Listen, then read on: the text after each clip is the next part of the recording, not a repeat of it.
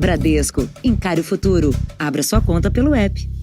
Olá, boa noite. Boa noite. A cidade de São Paulo registrou nesta quinta-feira o primeiro caso de uma pessoa que morreu pela Covid-19 enquanto aguardava a transferência para uma unidade de terapia intensiva. Para frear a expansão da doença, o município vai antecipar feriados e mudar o horário do rodízio de carros já a partir da próxima segunda-feira. Renan Ribeiro Cardoso tinha 22 anos. Era obeso, mas sem outros problemas de saúde. Filho único deste casal. A família diz que o rapaz nem saía de casa. Trabalhava na pizzaria montada na garagem. Ele era jovem. Se eles tivessem socorrido ele no tempo, tinha salvado, moça. Negaram isso pro meu filho, eu digo que negaram. Porque será que não tinha uma intubação pro meu filho? Será que não tinha? Renan estava internado nesta unidade de pronto atendimento desde quinta da semana passada. A equipe médica fez o pedido de transferência para um hospital com UTI. Durante as 46 horas de espera, o quadro dele piorou. A vaga só surgiu 19 minutos depois da morte. A maior cidade do país tem hoje 88% dos leitos de UTI ocupados. Hoje, 475 pessoas aguardavam na fila por transferência. Para diminuir a circulação de pessoas e a transmissão do vírus, o prefeito de São Paulo mudou o horário do rodízio de veículos, que agora ficarão proibidos de circular entre as 8 da noite e as 5 da manhã, conforme o final da placa. A ideia é diminuir a frequência do transporte público e, ao mesmo tempo, desestimular as saídas à noite. Também foram antecipados 5 feriados deste e do próximo ano. Assim, entre os dias 26 de março e 4 de abril, não haverá dia útil na cidade. A cidade que nunca parou, a cidade que trabalha, precisa parar para que a gente não tenha mais casos como esse de pessoas que não conseguem ser atendidas e vêm a óbito por falta de atendimento. Numa tentativa de evitar mortes na fila de espera por uma vaga, a Prefeitura de São Paulo anunciou que 3 grandes hospitais da cidade serão transformados em unidades de atendimento exclusivo a pacientes com Covid. Nas próximas 24 horas, os internados com outras doenças e também gestantes serão transferidos de uma maternidade na Zona Sul, de um hospital na Zona Leste e de uma outra unidade na Zona Norte. Serão liberados 640 leitos. São mais de 300 vagas de UTI. Mais do que a medida, volto a dizer aqui, é a conscientização da população. Não dá mais para a gente ter um jovem de 22 anos que em 48 horas vem a óbito porque não consegue ser atendido num leito de UTI aqui na cidade de São Paulo. Veja agora outros destaques do dia. Morre em São Paulo o senador Major Olímpio. Presidente Bolsonaro assina medidas que permitem o pagamento do novo auxílio emergencial em abril. Rio e São Paulo já registram queda nas mortes e internações de idosos. Vacina usada no Brasil é eficaz contra a variante amazônica do coronavírus. Na série especial, menina busca ajuda do pai depois da mãe não acreditar que ela era vítima de abuso sexual.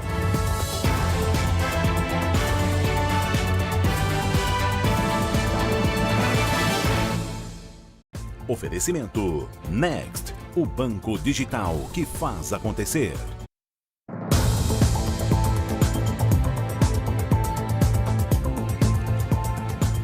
Além dos pacientes internados em hospitais com a Covid-19, a falta de oxigênio pode atingir também quem se recupera em casa. E o problema tem uma reação em cadeia porque, sem oxigênio domiciliar, os que poderiam ir para casa não conseguem deixar o hospital. Uma luta para respirar. Drama comum entre os pacientes com Covid-19, mesmo para aqueles internados com menor gravidade em leitos de enfermaria. Esse vírus, ele tem uma preferência em se instalar nos órgãos respiratórios. Mais especificamente, o pulmão. Inflamado, aparecem sintomas como cansaço, falta de ar. E quando o sistema respiratório fica comprometido, há necessidade de aumentar a entrada de oxigênio no corpo para não comprometer outros órgãos vitais. Essa pessoa que tem a patologia, ela vai precisar de mais oxigênio do que nós temos no ar ambiente. Justamente porque a troca gasosa dela não está funcionando adequadamente por conta dessa patologia. O uso do oxigênio não é apenas necessário para pacientes que estão internados. É muito comum, ao receber alta, a pessoa precisar de um aparelho e de um cilindro para terminar o tratamento em segurança em casa. Se a notícia de deixar o hospital trazia alívio para as famílias, agora é um desafio, porque esses equipamentos já estão em falta no mercado. Nas últimas semanas, o dono desta empresa conta que recebe todos os dias 15 pedidos de suporte ventilatório e de cilindros para uso domiciliar. Antes da pandemia, a média era 12 ao mês. Após as festas de final de ano, a demanda aumentou absurdamente e a gente não está conseguindo acompanhar esses pedidos.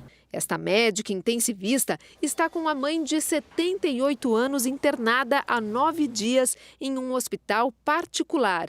Essa semana elas tiveram uma boa notícia: alta, só que a idosa não pôde sair. Ela está precisando de um pouquinho só de oxigênio, é uma quantidade bem baixa. Eu tinha combinado de que ela vinha para casa com oxigênio e, para minha surpresa, quando eu comecei a ligar para as empresas, não existe oxigênio disponível. Nós entramos em contato com 3 empresas do setor.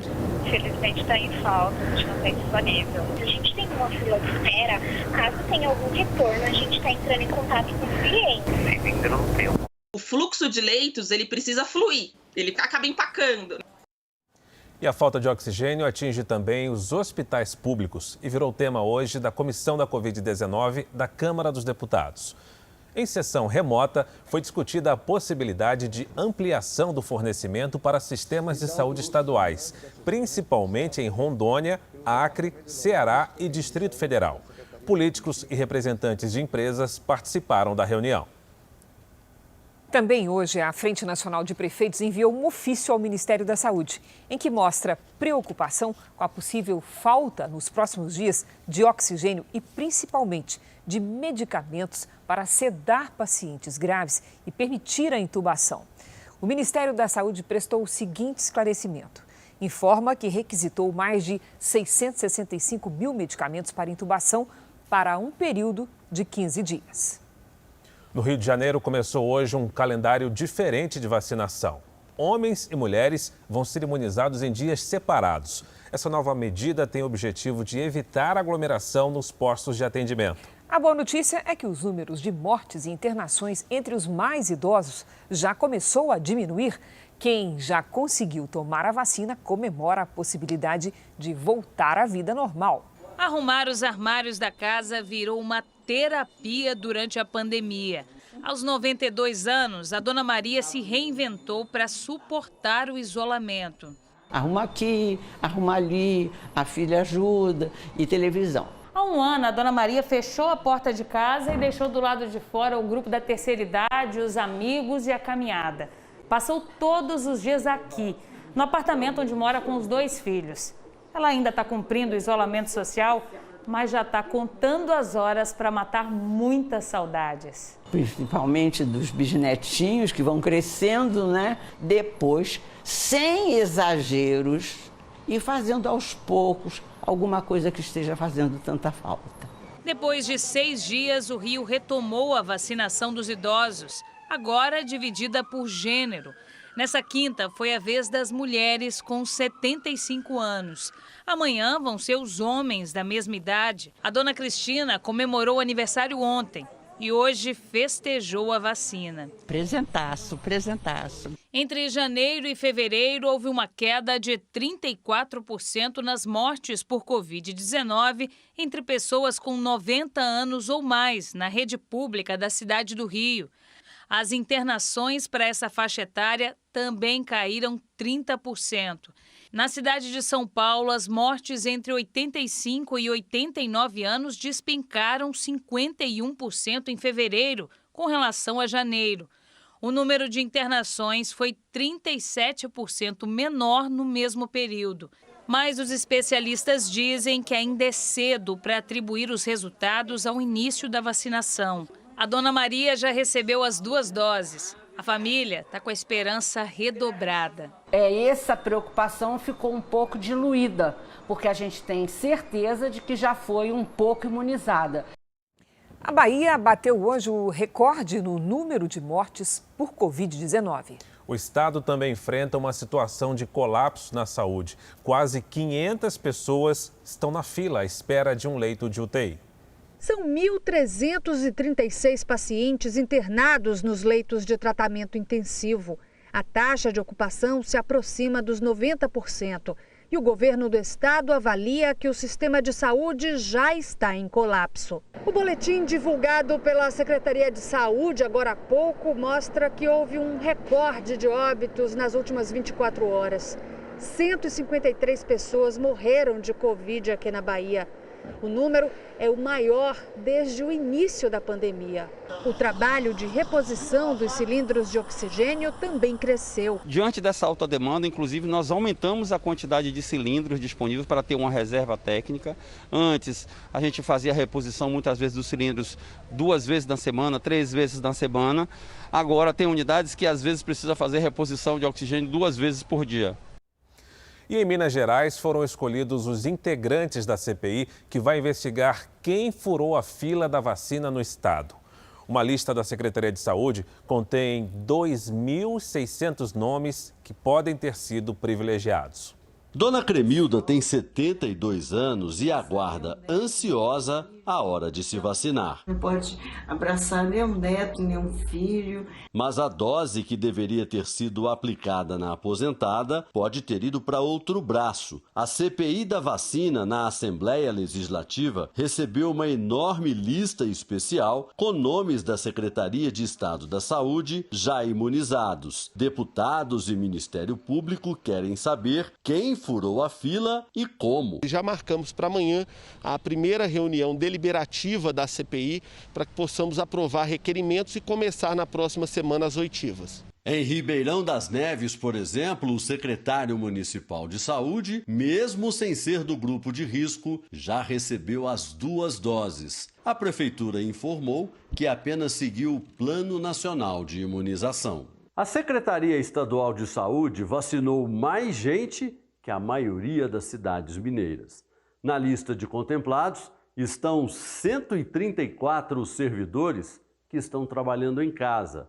Se fosse uma cidade, a secretaria seria a de número 50 no ranking dos imunizados, considerando os 853 municípios do estado. Ao todo, 2.680 funcionários da secretaria receberam a primeira dose. Congonhas, Frutal e Formiga são algumas das cidades que ainda não conseguiram imunizar esse mesmo número de moradores. Hoje, o governo do estado emitiu alertas pelo celular pedindo respeito às restrições e ao isolamento social, principalmente depois que a Universidade Federal de Minas descobriu em Belo Horizonte 3 variantes do vírus.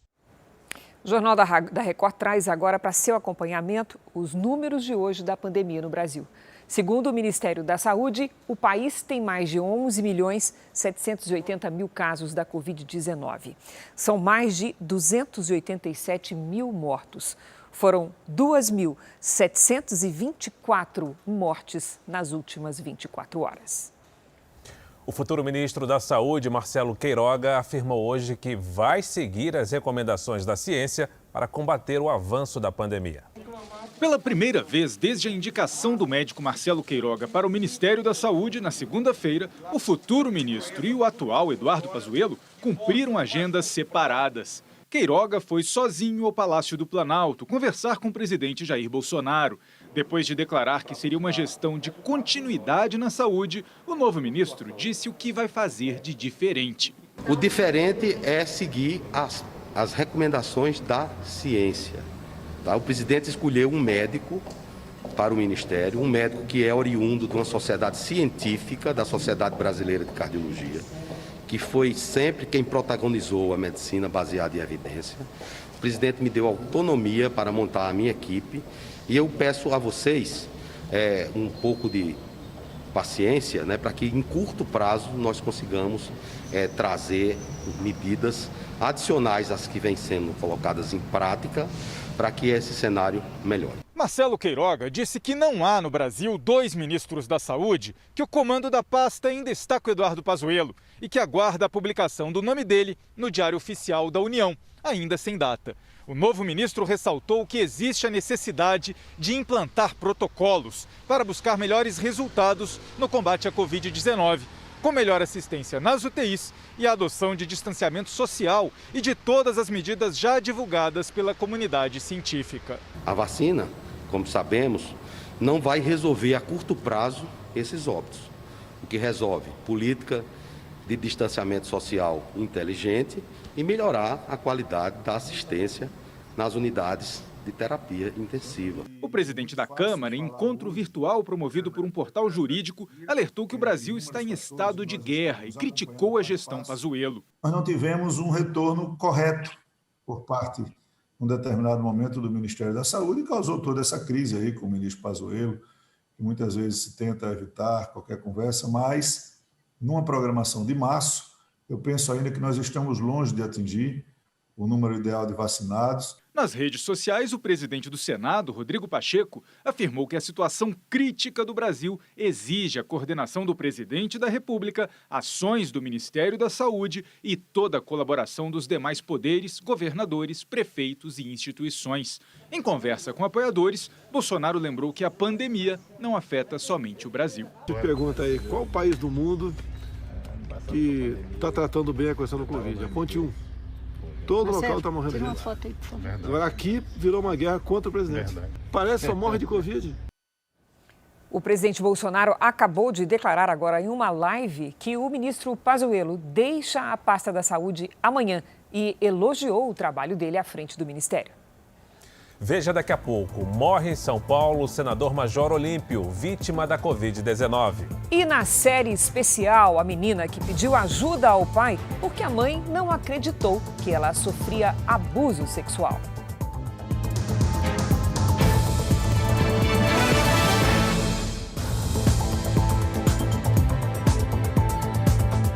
O Banco Interamericano de Desenvolvimento anunciou a criação de um fundo de 20 milhões de dólares para financiar projetos de preservação da floresta amazônica. O tom foi de entusiasmo. Depois do anúncio do investimento milionário na Amazônia, o presidente Jair Bolsonaro agradeceu ao BID e disse que o desenvolvimento da região e o fim do desmatamento dependem da criação de empregos e do uso de produtos da própria floresta de forma sustentável.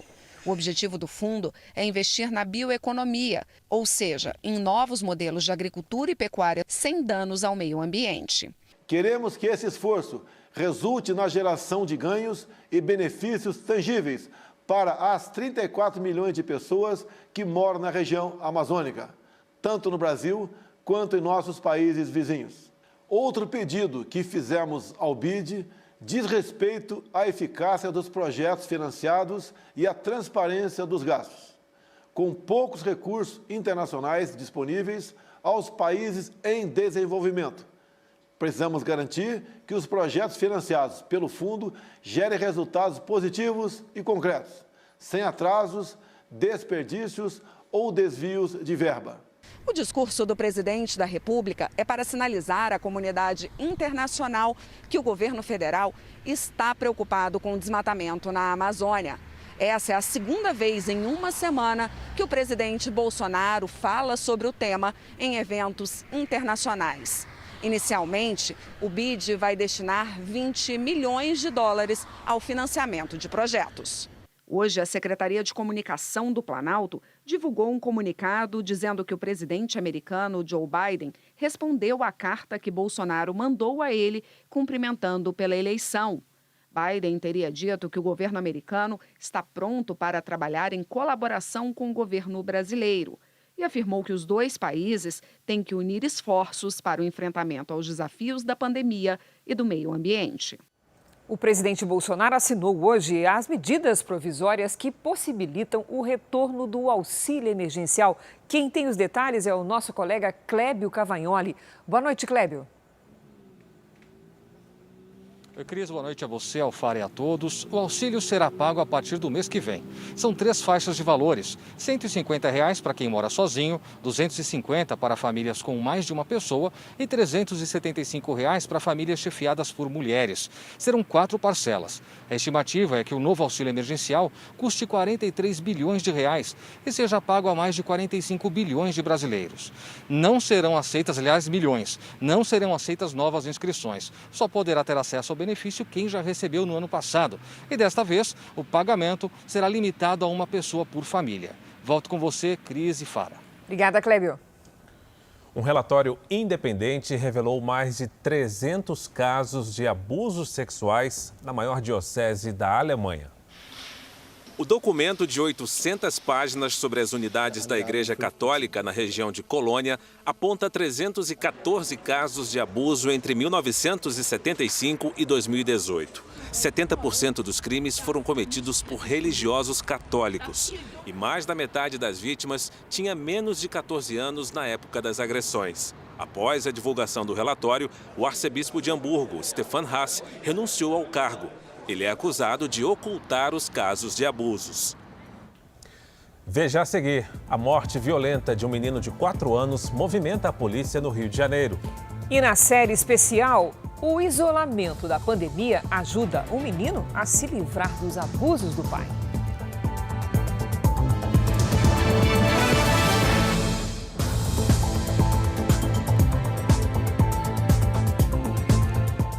Em São Paulo, uma família tenta provar a inocência de um rapaz que foi preso, acusado por 3 crimes. Imagens de câmeras de segurança mostram o jovem trabalhando no mesmo momento em que os crimes ocorreram. A principal justificativa para a prisão foi o reconhecimento realizado por testemunhas. Uma maneira de obter indícios que, segundo especialistas, podem favorecer injustiças. A dona Marlene não tem notícias do filho há 2 meses. Quase não durmo. Eu não me alimento bem, mas eu se saber que ele está lá, não sei como é que está, se está comendo, se está com fome. O jovem de 22 anos enfrenta dupla jornada. De dia, ele é auxiliar de pedreiro do pai, o seu Joaquim. E à noite é ajudante geral nesta esfirraria. Ele foi preso quando saía do trabalho. Tem muitas pessoas aí que fazem as coisas só porque tem dinheiro, eles não pegam. Agora, filho de pobre, eles pegam. Segundo a polícia, Osiel assaltou uma casa no dia 5 de fevereiro, às 9h44 da noite. Mas câmeras de vigilância mostram o jovem trabalhando na esfirraria neste horário. Às 8h40, ele aparece varrendo o chão no lado direito do vídeo. Às 9h45, ele está sentado do lado de fora, aguardando para fazer uma entrega. E às 10h14, ele vai embora para casa, quando é preso a poucos metros dali por PMs que perseguiam os verdadeiros assaltantes em fuga no bairro. O Osiel não tem qualquer passagem pela polícia. A defesa do jovem alega que ele foi reconhecido de maneira completamente ilegal. Policiais teriam feito imagens do jovem aqui no meio da rua, no escuro, e depois enviado tudo para o celular de uma das vítimas, que teria reconhecido o Osiel de forma bem controversa. E os policiais falaram para as testemunhas reconhecerem para resolver logo aquela situação. E mandaram até áudios e fotos dele para testemunhas e vítimas, induzindo os reconhecimentos. O secretário de Direitos Humanos da Ordem dos Advogados do Brasil diz que são muitas as denúncias em que vítimas seriam induzidas a incriminar inocentes. 80% desses erros acontecem contra pessoas negras, pobres e moradores de favelas. Esse é o perfil dos erros que estão acontecendo no reconhecimento por fotografia. Osiel agora enfrenta um pesadelo. Como os verdadeiros criminosos usavam um carro roubado no assalto à residência, ele também está sendo acusado de roubar o veículo, mais uma vez. sem qualquer prova. Em nota, a Secretaria de Segurança Pública de São Paulo declarou que o suspeito foi preso em flagrante e reconhecido por vítimas de 2 roubos. Osiel permanece à disposição da Justiça. No Rio de Janeiro, a polícia investiga a morte violenta de um enteado do vereador conhecido como Dr. Jairinho. No dia 8 de março, o menino de 4 anos de idade chegou sem vida ao hospital com hemorragia e edemas. O depoimento da mãe e do padrasto durou 12 horas. Câmeras registram que o menino Henri Borel chegou bem ao condomínio no dia da morte. O engenheiro Leniel Borel de Almeida não se conforma com a morte do filho Henri Borel, de 4 anos. Essas imagens do circuito de segurança do shopping mostram o pai ao lado do filho no fim de semana. O garoto aparenta estar alegre. Depois do passeio, Leniel entregou Henri à mãe, de quem estava separado desde o ano passado. Até me martirizei pensando que aquele nervosismo dele da entrega causou a morte do menino, né? Alguma coisa de coração. E depois eu vejo que é algo agressivo, né? Algo que pode ter machucado muito meu filho, ele pode ter sofrido muito naquele dia. Leniel reconhece que o início da separação foi difícil. Ele conta que o filho reclamava dos abraços apertados do padrasto, o vereador Dr. Jairinho. Falei, por favor, eu não quero abraço nenhum, quero que seja forte ou nem fraco com o Henri. E amistosamente ele falou ok. Estas imagens teriam sido gravadas na casa do pai antes do último passeio no shopping. Henri pula e canta, e nada indicaria que seria levado ao hospital na madrugada do último dia 8. Pela versão da mãe, Monique Medeiros, a criança apresentava dificuldades em respirar e não resistiu. Uma informação que entra em conflito com o laudo do Instituto Médico Legal. O documento narra múltiplas equimoses, espécies de manchas roxas no abdômen, infiltração hemorrágica na cabeça e contusão pulmonar. E concluiu que a morte foi produzida por uma ação contundente. Durante 12 horas, a polícia ouviu a mãe de Henri e o namorado dela, o vereador Jairinho. Os dois estavam sós em casa com a criança, quando ela começou a passar mal. O casal saiu sem falar com a imprensa. A polícia ainda vai ouvir a equipe médica que fez o atendimento a Henri. O advogado do pai da criança acompanha as investigações e já antecipou que vai contratar um perito particular para dar uma opinião técnica sobre o laudo do Instituto Médico Legal. Cabe à polícia investigar e ao Ministério Público a tomar as providências legais. Se houve crime ou não, vai ficar a cargo da polícia esclarecer os fatos. O advogado do padrasto e da mãe da criança mantém a versão de que Henri passou mal durante a noite e que o vereador decidiu levá-lo ao hospital. Diante de um quadro instaurado e da proximidade com o hospital, ele entendeu por bem, assim como a mãe, em socorrer imediatamente, até porque no primeiro momento ele achava que tinha bronco aspirado, às vezes até com o próprio vômito, já que a criança já tinha vomitado antes. Além das UTIs lotadas, hospitais do Rio Grande do Sul enfrentam a falta de medicamentos para pacientes com Covid-19. Na região metropolitana de Porto Alegre, um prefeito negocia com farmácias e até clínicas veterinárias a reposição de remédios. Os estoques de medicamentos para pacientes com Covid no Rio Grande do Sul são suficientes para, no máximo, mais 2 dias. A estimativa é da Federação das Santas Casas, responsável por mais de 50% dos leitos de unidade de terapia intensiva no estado. Nesse hospital da região metropolitana de Porto Alegre, o único de São Leopoldo, o estoque de analgésicos, anestésicos e relaxantes musculares, usados em pacientes graves e entubados, já acabou. O local, que opera acima dos 100% da capacidade, está buscando formas para conseguir os medicamentos. Não tem como cuidar do paciente, não tem como manter vivo o paciente. Então, por isso, essa busca incessante de possibilidades. A situação aqui em São Leopoldo é tão preocupante que a Prefeitura do município negocia a compra dos medicamentos com farmácias privadas e até mesmo com clínicas veterinárias. Todas as aquisições serão centralizadas nesta farmácia municipal. Estamos no limite do limite, certo? Estoques baixíssimos e preventivamente nós estamos requisitando isso e estamos buscando comprar, né? E com dificuldade de encontrar fornecedores que nos entreguem a mercadoria, enfim, entreguem esses sedativos que são essenciais no tratamento da Covid. Não adianta nada ter o medicamento, não ter oxigênio e vice-versa. Em nota, o governo do Rio Grande do Sul reconheceu que há escassez de medicamentos em diversos municípios gaúchos e afirmou que a Secretaria de Saúde monitora os estoques e realiza compras emergenciais para abastecer os hospitais. Uma situação tem chamado a atenção em Goiás e ela envolve uma avenida que divide as duas maiores cidades do estado.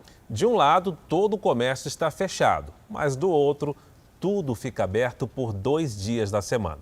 Mesmo no pior momento da pandemia, muita gente se arriscou a sair de casa. Como não podia comprar o celular em Goiânia, tive que comprar o meu aqui urgente, precisando para trabalhar.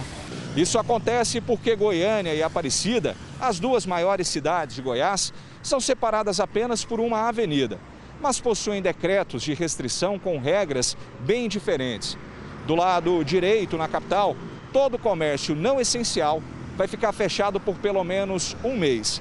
Já do lado esquerdo, em Aparecida, a prefeitura autorizou o funcionamento de quase tudo em 2 dias na semana, em sistema de rodízio. Além dos corredores dos shoppings lotados, avenidas que concentram boa parte do comércio em Aparecida tiveram expediente normal. Segundo as autoridades de saúde, regras diferentes em municípios tão próximos ajudam a colapsar o sistema de saúde da capital, que além de pacientes da Grande Goiânia, recebe gente de todo o estado. O Ministério Público promete entrar na justiça contra as prefeituras que não acompanharem o decreto estadual, que determina o fechamento do comércio não essencial. Não há, para o município, uma liberdade para destoar daquilo que foi estabelecido pelo decreto estadual e pelas normas gerais editadas pela União. Hoje, a ocupação dos leitos de UTI na rede pública e particular de Goiânia chegou a quase 100%. Apenas 1 leito estava disponível. Vamos agora com a opinião do Augusto Nunes. Boa noite, Augusto. Boa noite, Cris. Boa noite, Fara. Boa noite a você que nos acompanha. É impossível levar a sério lockdowns que não incluem o transporte público. Faz 1 ano que vagões do metrô e ônibus circulam lotados em todas as capitais, sem quaisquer medidas de distanciamento social. Governadores e prefeitos vivem proibindo o coronavírus de multiplicar-se em restaurantes, bares, estádios de futebol desertos, templos religiosos, agora tem prateleiras de supermercado e outros lugares que aprenderam a adotar cautelas preventivas. Mas a pandemia continua liberada para espalhar-se com a ajuda de centenas de milhares de brasileiros sem automóvel. Os governantes incumbidos de combater a Covid-19 sabem de que forma o perigo se move. Sabem que o maior foco de contágio viaja de graça. Só não sabem o que fazer para aumentar a oferta de transporte de massa. A demanda continua intensa, o que, aliás, também contribui para desmoralizar o plano de isolamento. Se tanta gente continua a deslocar-se entre o local da residência e o de trabalho, está claro que o lockdown não é tão lockdown assim. Isso ajuda a entender por que os números que medem a tragédia sanitária não param de crescer. Morreu hoje em São Paulo o senador Major Olímpio, eleito pelo PSL. Ele foi vítima da Covid-19. Ele estava internado desde o começo do mês. O anúncio aconteceu logo após as 4 da tarde por uma das redes sociais do senador.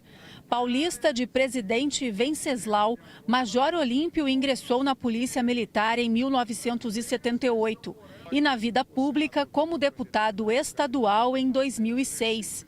Em 2014, foi eleito deputado federal e nas eleições de 2018 conseguiu se eleger senador com mais de 9 milhões de votos. Era nesse hospital de São Paulo que Major Olímpio estava internado desde o dia 3 de março. No dia 6, o quadro se agravou e ele precisou ser entubado. Nas próximas horas, a família deve decidir se vai doar os órgãos. A notícia veio 2 dias antes do aniversário de 59 anos do parlamentar. O presidente do Senado, Rodrigo Pacheco, decretou luto oficial de 24 horas e lembrou que Major Olímpio é o terceiro senador vítima da Covid-19. O presidente do Supremo Tribunal Federal, Luiz Fux, lamentou a morte do senador na sessão virtual do STF. Foi um parlamentar combativo em relação aos valores morais e institucionais do Estado de Direito e da legalidade democrática. Marcos Pereira, presidente nacional do Republicanos, escreveu: "É com profundo pesar que lamento a morte do senador Major Olímpio por complicações da Covid-19. Meus mais sinceros sentimentos aos familiares e amigos. Ele deixa esposa e 2 filhos. Minha solidariedade e orações para que Deus os conforte neste momento de dor." Nas redes sociais, o presidente da Câmara, Arthur Lira, o governador de São Paulo, João Dória, e os ex-presidentes da Câmara, Rodrigo Maia, e do Senado, Davi Alcolumbre, publicaram mensagens de pesar. O ministro Paulo Guedes o considerou como sincero, idealista e combativo. Major da Reserva da Polícia Militar de São Paulo, Olímpio se destacou na defesa das pautas de interesse dos agentes de segurança pública. Um político que sempre admirei pela sua honestidade, pela sua retidão, pela sua moral, pela sua ética, pela sua coragem. Um grande senador, um homem combativo, mesmo na discordância, guardava o respeito à esfera da amizade. Então eu perco um amigo querido. Esse momento é um momento de dor para todos nós no Senado Federal. Eu, pessoalmente, perdi um amigo. A Associação Brasileira de Rádio e Televisão publicou nota se solidarizando com a família, amigos e demais profissionais que tiveram o privilégio de conviver com Major Olímpio e ressalta que a política brasileira perde um competente nome.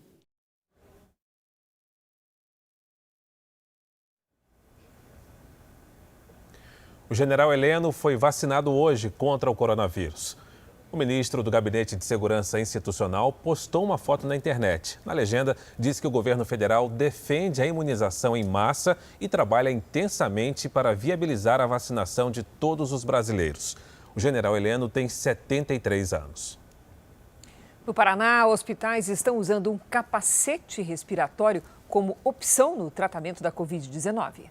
Um alívio para quem não consegue respirar. O capacete de plástico ajuda na recuperação de quem está com baixa oxigenação por causa da Covid-19. Aqueles pacientes que a gente sabe que não estão críticos ainda, mas que a gente vê um potencial de piora, então a gente entra com o capacete com o intuito de melhorar a oxigenação desse paciente, ganhar tempo para o processo inflamatório ir diminuindo. A estrutura é conectada direto na rede de oxigênio do hospital. Funciona com filtros que fazem a renovação do ar. Segundo os médicos, o equipamento reduz a necessidade de intubação em até 80% dos pacientes. A novidade tem ajudado as equipes médicas do Paraná que trabalham com o risco de falta de medicamentos para intubar pacientes. Depois do estoque quase zerar, hoje o Ministério da Saúde enviou uma nova carga de relaxantes neuromusculares, sedativos e analgésicos usados em UTIs. O Paraná tem taxa de ocupação de UTIs em 97%.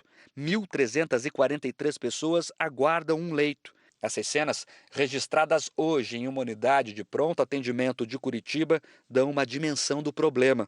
6 pacientes estavam sendo atendidos de forma improvisada, a maioria em cadeiras, na sala de triagem do local.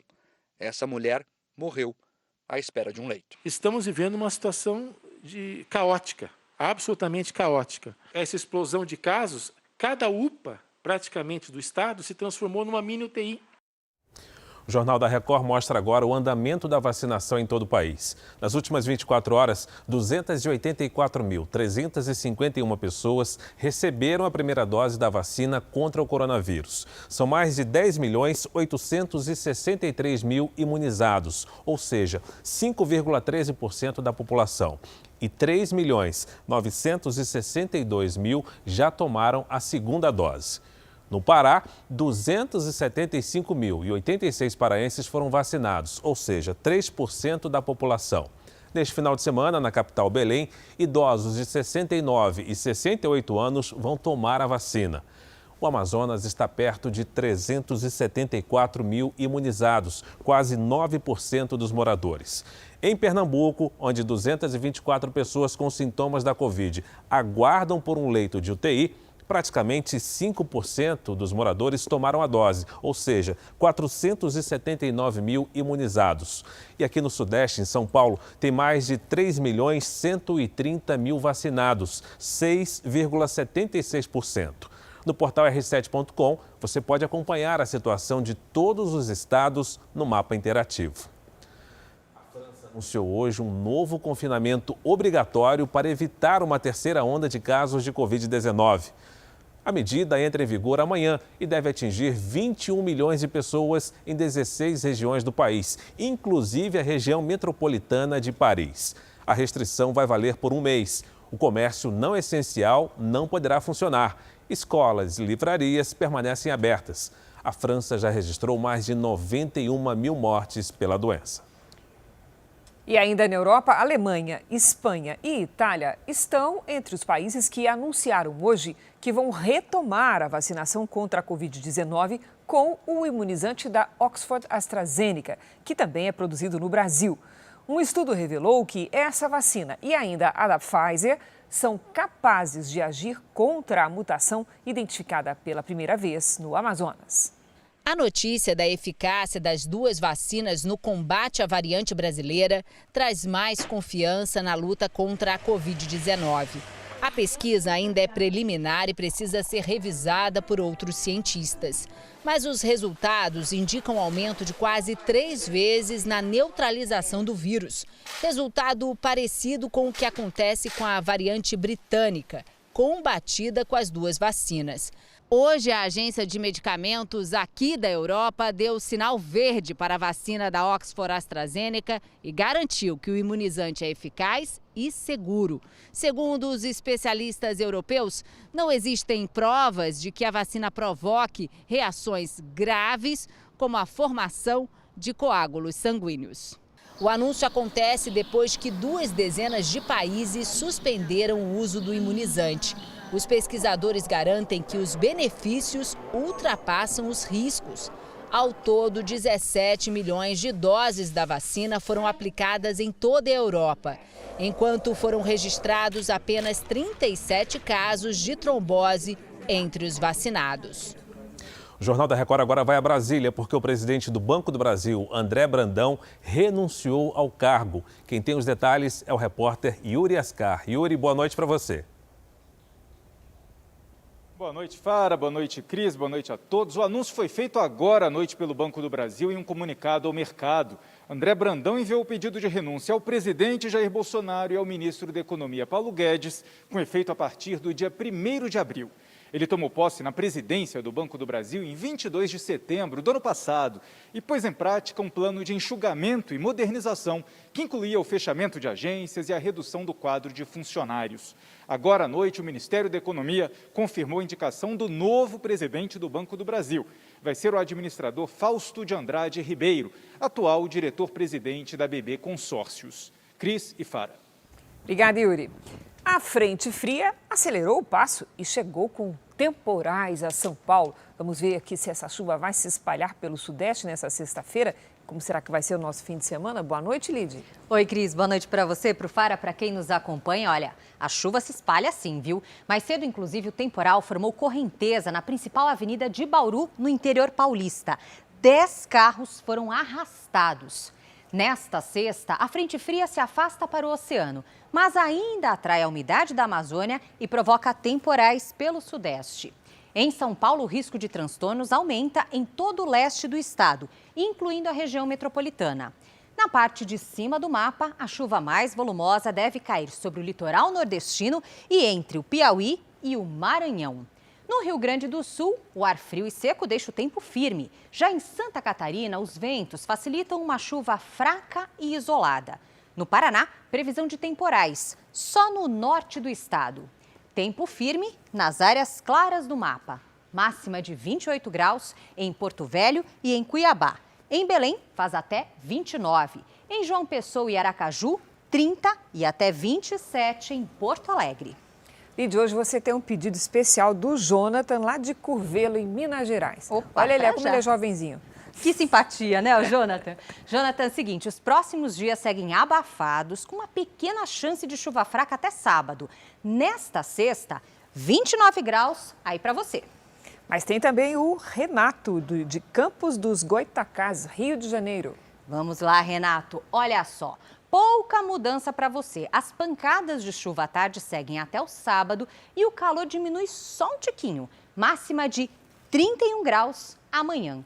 E participe você também da nossa previsão com a hashtag #VocêNoJR nas redes sociais. Para fechar, recado importante, hein? Atenção amanhã. Na capital paulista, 27 graus à tarde, com chance de tempestade. Daquele jeito, Cris. Obrigada, Lidia. Até amanhã. E no auge do isolamento social, os registros de crianças e adolescentes que sofreram violência sexual aumentaram 14 vezes só no Rio de Janeiro. Em nossa série especial, você vai ver como o tempo dentro de casa teve consequências bem diferentes para duas crianças. Uma viveu um pesadelo, a outra conseguiu aproveitar esse momento para reunir forças e superar o trauma com a ajuda do pai.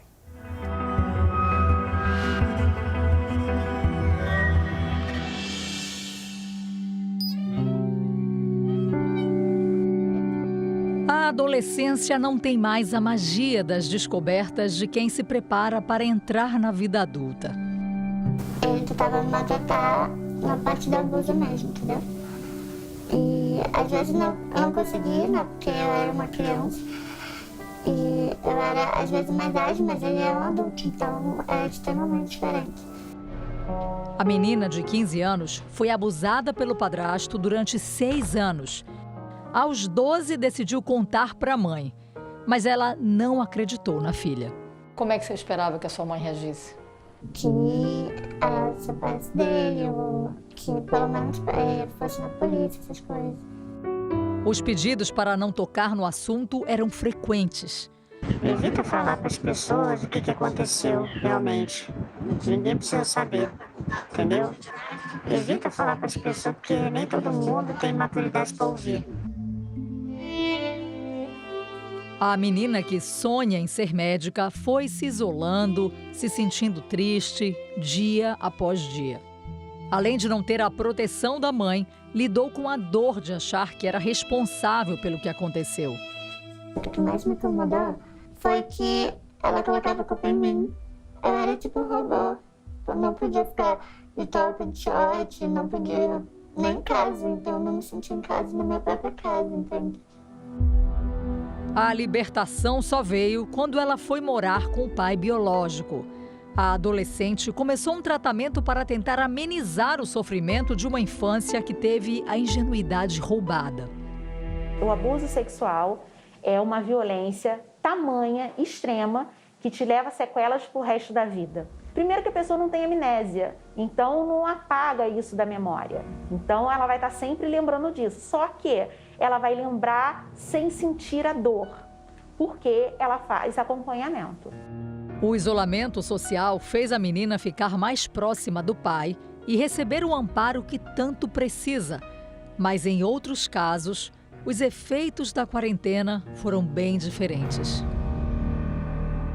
Enquanto as pessoas esvaziavam as ruas e se recolhiam dentro de casa, crescia não só a pandemia, mas também os abusos sexuais contra crianças e adolescentes. Na proteção do confinamento, nem todos estavam seguros. Aqui dentro, meninas e meninos eram vítimas de agressores que estavam a poucos metros de distância. Um levantamento mostra que antes da quarentena, 5 vítimas eram atendidas por semana. No auge do isolamento, esse número saltou para 74, 14 vezes mais do que antes da pandemia. A energia normal de toda a criança só voltou a fazer parte do dia a dia do menino de 6 anos depois de 7 meses de terapia. Com as escolas fechadas, a mãe passou a conviver 24 horas com o filho e percebeu que algo estava errado. Ele aparecia com o membro dele machucadinho, eu pensava que era porque ele coçou, machucou com o zíper do short, mas na verdade era o dente do pai.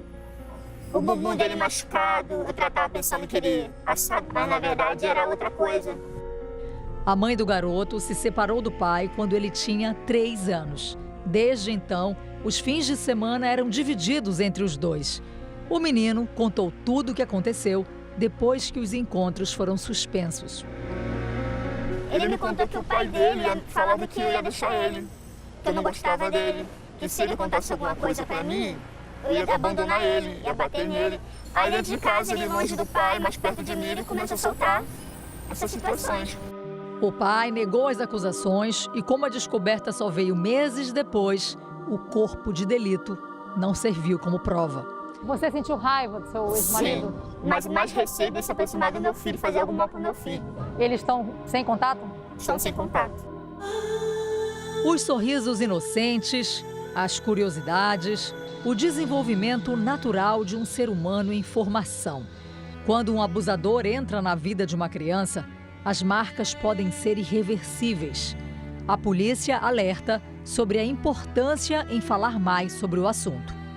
Muitas das crianças não são ensinadas sobre o que é a violência sexual. Então, assim, muitas das vezes, é claro que a criança, ela percebe que é algo muito errado, muito ruim, muito desagradável, muito doloroso está acontecendo.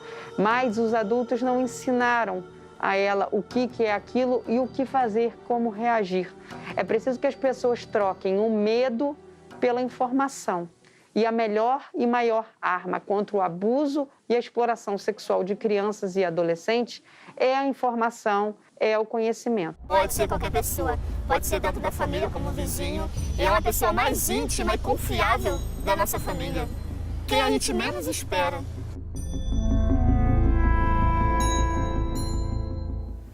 Violência contra crianças e adolescentes deve ser denunciada. É só discar 100 e não é preciso se identificar. O Jornal da Record termina aqui. A edição de hoje na íntegra e também a nossa versão em podcast estão no Play Plus e em todas as nossas plataformas digitais. E à 00:30 tem mais Jornal da Record. Você fica agora com a novela Gênesis. A gente se vê amanhã. Até lá. Uma excelente noite para você e até amanhã.